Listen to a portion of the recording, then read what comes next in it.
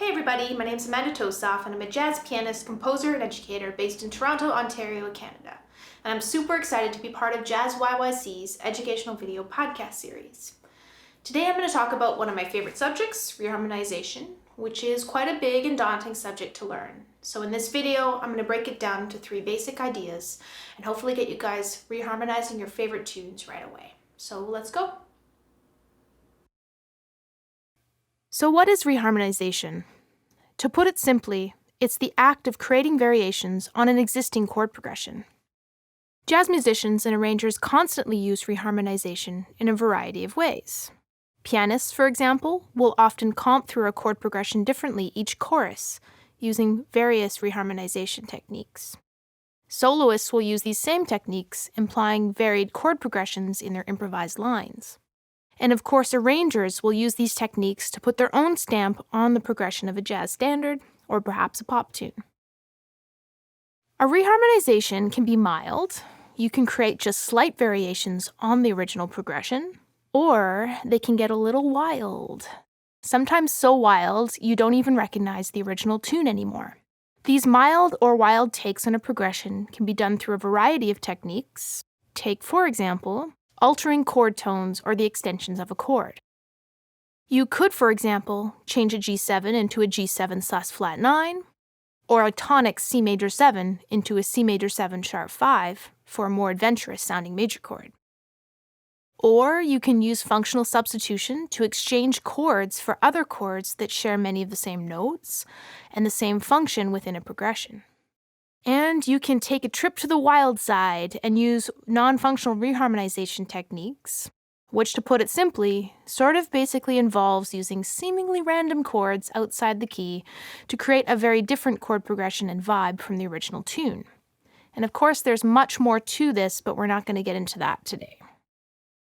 Okay, yes, there are many techniques and many variations you can create on any progression, which is definitely a little daunting at first.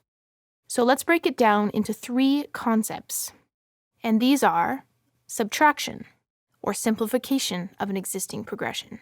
Substitution, swapping in new chords in place of old chords from the original progression. And addition, where we add in chords to the existing progression. Let's look at a few examples of each of these 3 basic topics. So often when we think about reharmonization, we think about all the chords we can substitute and add in. But don't forget that sometimes taking away chords can be just as interesting. I personally love doing this as a way to not only create more space and a more drawn-out feeling to the rhythm of my reharmonized progressions, but also to give room to then play around with other possible added chords and colors that I may not have thought about if I still had all the other chords on the page. Take, for example, the touch of your lips. Here are the first 16 bars. If I wanted to do a reharm of this tune, I could go ahead and start changing and adding in chords, or I could first try taking away chords. The question is, which ones can I take away? Well, you should ask yourself, which chords are structural?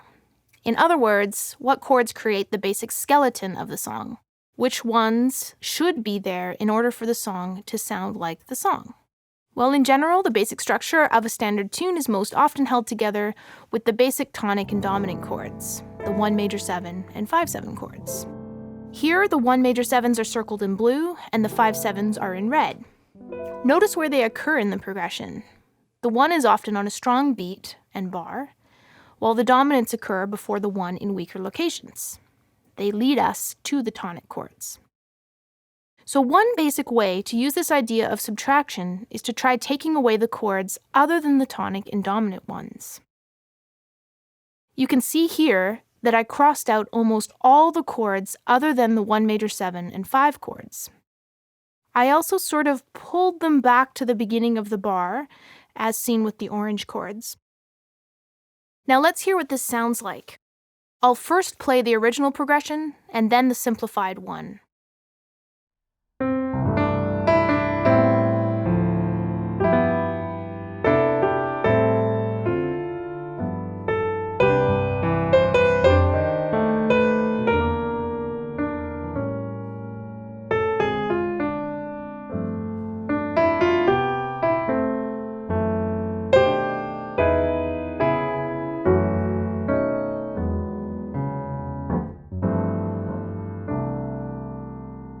And now here's the simplified one.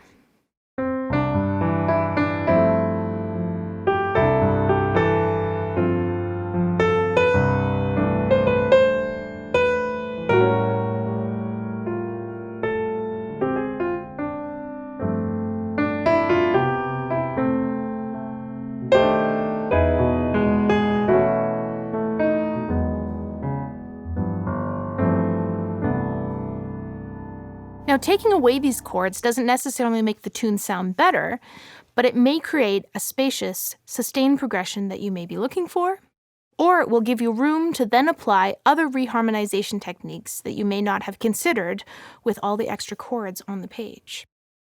By the way, I recommend going on YouTube and checking out the great pianist Bill Evans talking about this very tune and this concept on Marian McPartland's Piano Jazz radio show. So how do we use this thing? Let's try it out on a tune. Here are the first 8 bars to the tune What Is This Thing Called Love? Overall, the song is in the key of C major. And for simplicity's sake, let's consider the first 4 bars to be a minor 2-5 in the key of F minor. And in the next 4 bars, there is another minor 2-5 resolving to C major this time. Here's what the original progression sounds like.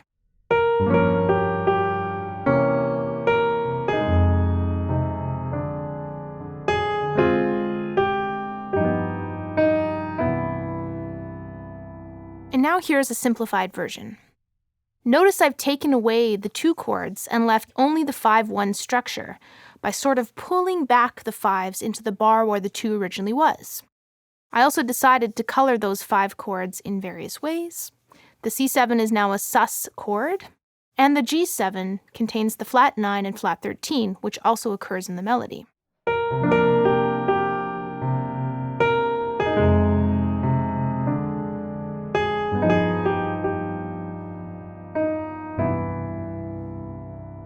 With this technique, I've created a more spacious 2-bar per chord progression. Now keep in mind that if you use this concept of subtraction to take away chords, this also leaves you the opportunity to continue to modify your progression through subbing in and adding in chords on this now simplified progression. So let me show you a little bit about these other 2 topics.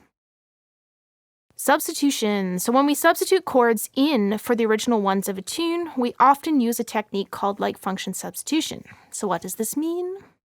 Well, here's a basic chart with a few examples.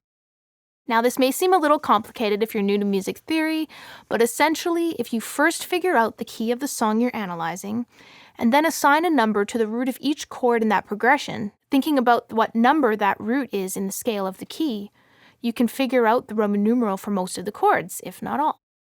Try doing that and then finding the Roman numeral in this chart. Notice, for example, the 2 minor 7 flat 5 chord in the subdominant minor box. Beside it, there are several other chords. These chords could, in theory, take the place of the 2 minor 7 flat 5.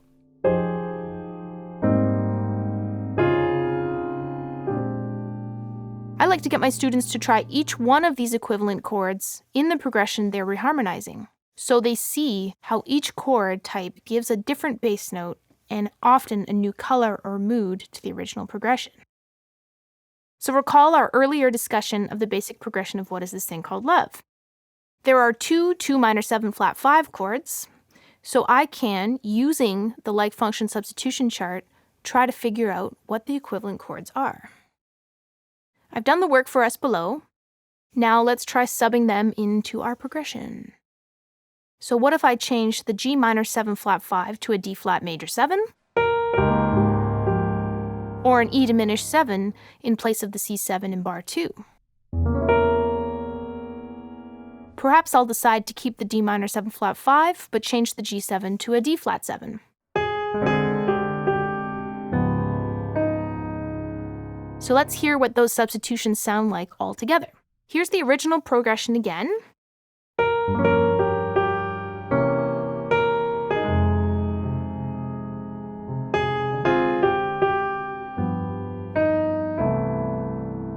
And now the reharmonized version.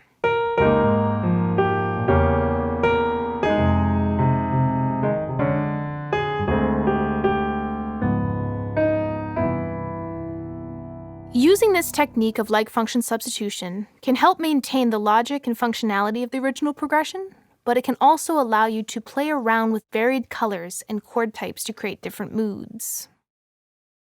So we've discussed subtraction and substitution, and now let's talk about addition, where we're adding in chords that target or lead to existing chords in the progression. We're going to learn one simple rule of addition, and that rule is any chord may be preceded by its 5/7, flat 2/7, or 7 diminished 7. In other words, you can put the 5/7, flat 2/7, or 7 diminished 7 of the chord that follows directly before the chord that follows. So, if you had a C7 in your progression, you could try adding in a G7, D flat 7, or B diminished 7 right before it.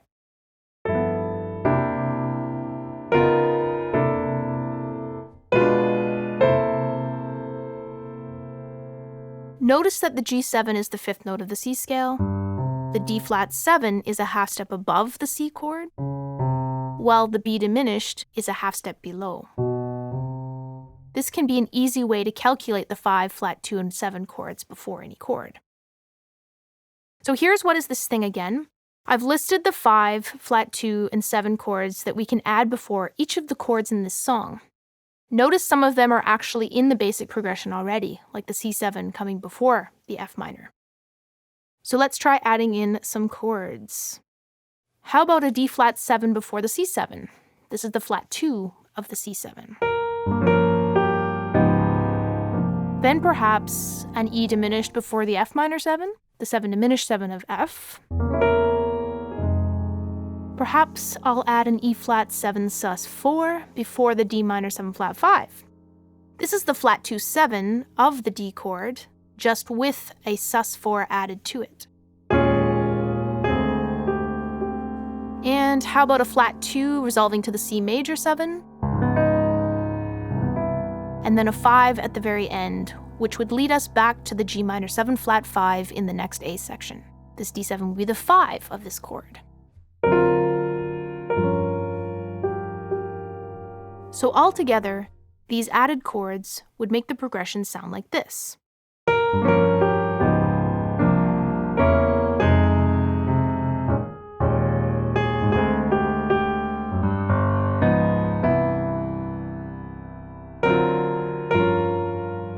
Notice by adding in these chords, we create more forward motion and activity in the harmony, which can be a useful way to help build dynamics and energy in your reharm. So to recap, we've talked about 3 basic concepts: subtraction, substitution, and addition. And one really, really important thing that I've not yet mentioned is that any time you add or sub a new chord into the progression, you must consider if that chord works with the melody note. By works, I mean, is that melody note in the basic chord? Is it one of the chord's extensions? If not, it will probably not work, although there are always exceptions to this. So whether or not you feel like the emoji on the left or the emoji on the right, I'm going to give you a homework assignment. Choose a tune you love. Do some research, so learn the melody, learn the lyrics, learn the changes. So listen to many recordings, including vocal versions. Try to seek out as original a version of the song as you can. Perhaps you can learn it from an old recording, a movie, a musical, or from a recording done by the composer, him or herself. And once you know the tune, try experimenting with just one of the 3 basic concepts we discussed today. Perhaps start with one A section of the tune. Then try the other concepts on that same A section. And once you've done this, maybe choose your favorite moments and include them in your final reharm. Now, one last thing to remember is not to add or change too much. I believe I stole this phrase from saxophonist and educator Sharantha Bettigay. Don't do more reharm than good. So I hope you enjoyed my video and that I've successfully armed you with some reharm techniques. Please feel free to visit my website where you can check out my music, join my mailing list, and get in touch with me anytime about lessons or questions you may have. So I'll leave you with my reharmonization of the day on What Is This Thing Called Love?